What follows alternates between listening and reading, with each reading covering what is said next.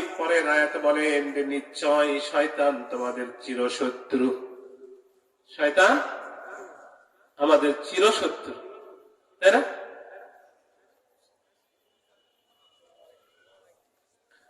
তাহলে শয়তান আমাদের বন্ধু না শত্রু? খালি শত্রু না, কি শত্রু? চিরশত্রু, তাই না? চিরশত্রু কখনো যদি কেউ বন্ধু গ্রহণ করে, যে আপনারা আপনাদের জন্য কে শত্রু যদি থাকে, যে আপনাদের সেই চিরশত্রু তার মানে তার হাতে কি আপনার সন্তানকে দিয়ে দিবেন? কখনো বিশ্বাস করবেন? কারণ আপনার সন্তানকে আপনি যদি তার কাছে যদি যান, তাহলে আপনার জীবনে কোনো সমস্যা আছে, ঠিক না? ক্ষতি হবে, কারণ আপনাকে ক্ষতি করবে, ওই ভালো চাই না।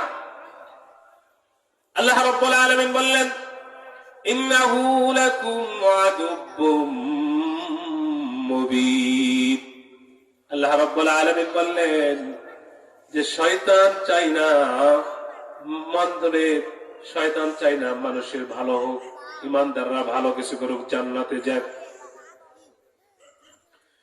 শয়তান চাই না, শয়তান চাই না যে কোরআনের মাহফিলে আসুক, শয়তান চাই না কোরআনের কথা বলুক, শয়তান চাই না কোরআনের হুকুম প্রতিষ্ঠিত হোক, ঠিক কিনা?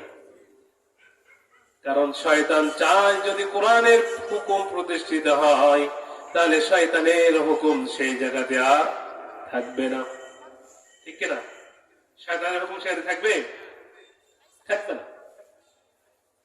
তাহলে আমরা যেহেতু আজকে এই তাফসীরুল কোরআন মাহফিলে এসেছি, মসজিদের উদ্দেশ্যে এখানে যে তাফসীরুল কোরআন মাহফিলের যে ব্যবস্থা করা হয়েছে, যে এখান থেকে মানুষদেরকে মেসেজ দেওয়া যে মানুষের যে আজ তাদের জীবন, তারা যে দুর্গন্ধময়ের মধ্যে আছে, তারা যে আইয়ামে জাহিলিয়াতের মধ্যে আছে।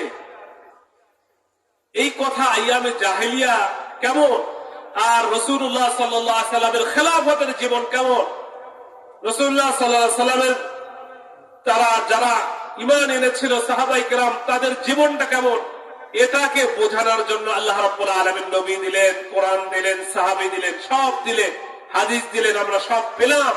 কিন্তু তারপরেও যদি দেখি জাহেলিয়াতের যুগের দিকে আমরা যদি তাকাই, তার এখনকার যুগের দিকে যদি আমরা তাকাই, তাহলে দেখা যাবে ওই জাহেলিয়াতের যুগের চাইতে এই 2024 সাল নেককারজনক, ঠিক কিনা? সম্মানিত হাজিরিন, সেই সময় কি ছিল? তারা মদ খেত, কি খেত? জোয়া। আচ্ছা বলেন তো, তখন ছিল, কিন্তু এখনো সেই জিনিস আছে না নাই? কম না বেশি? বেশি। শুধু তাই নয়, এটার আবার লাইসেন্স করে দেওয়া হয়েছে। আপনি শুনে অবাক হবেন, এমন কিছু জুয়া নেমেছে যার নাম ক্যাসিনো। এই ক্যাসিনো খেলে খেলে আমাদের সমাজের যুবকরা নষ্ট হয়ে যাচ্ছে, তাদের সম্পদটাকে নষ্ট করে দিচ্ছে, তাদের যৌবনটাকেও নষ্ট করে দিচ্ছে। অনেক ভালো প্রভাবশালী সন্তানেরা আজ ভিখারি, দেশ ছাড়া। কারণ এই যে জুয়া, জাহেলিয়াতের সময় যে ছিল জুয়া, এই জুয়াটা এখনো শুরু হয়ে গেছে। শুধু নয়, লাইসেন্স ভুক্ত হয়ে গেছে। সেদিকে তাকান, জিনা, এখন দেখেন জিনা চলছে কিনা। শুধু তাই নয়, আল্লাহ রাব্বুল আলামিন বললেন ওয়ালা তাকরাবুজ জিনা ইন্নাহু কানা ফাহিশা ওয়া সাআ সাবিলা। জোরে বলে আল্লাহু আকবার। আল্লাহ রাব্বুল আলামিন বললেন তোমরা জিনার ধারে কাছে যেও না, কারণ জিনাটা হচ্ছে একটা ফাহিশা, একটা খারাপ কাজ, নেককারজনক। বলেন তো, আমরা যে সব সময় মানুষ, আমাদের বাংলাদেশের মানুষ এখন জিনাতে কম না বেশি?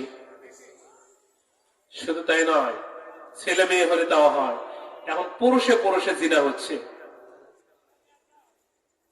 পুরুষে পুরুষে জিনা হচ্ছে। তাহলে এখান থেকে আমাদের বাচ্চা থাকা দরকার আছে না নাই? যদি আমরা এখান থেকে যদি আমরা না বাঁচি, তাহলে আমাদের জন্য একটা ভয়ঙ্কর বিপদ অপেক্ষা করছে, যে বিপদ আসলে ভালো মন্দ কেউ রক্ষা হবে না। সময় তো হাজির, আপনাদের সামনে কিন্তু আমি একটা আয়াত তেলাওয়াত করেছি, 3টি আয়াত, যেটা ঈমানের প্রসঙ্গে। এখান থেকে কিন্তু আমি আপনাদের বোঝাতে চাচ্ছি যে মানুষের জীবনে ঈমান একটা অমূল্য একটা রতন। মানুষ সম্পদকে একটা রতন হিসাবে করে, হীরা জহরত এরপরে আর কিছু আছে সেগুলা তার রতন মনে করে। কিন্তু আল্লাহ রাব্বুল আলামিনের কাছে সবচাইতে রতন যেটা, সেটা হচ্ছে ঈমান। নাম কি? ঈমান। কোন ব্যক্তির ঈমান নাই, যে সারা তার কিয়ামত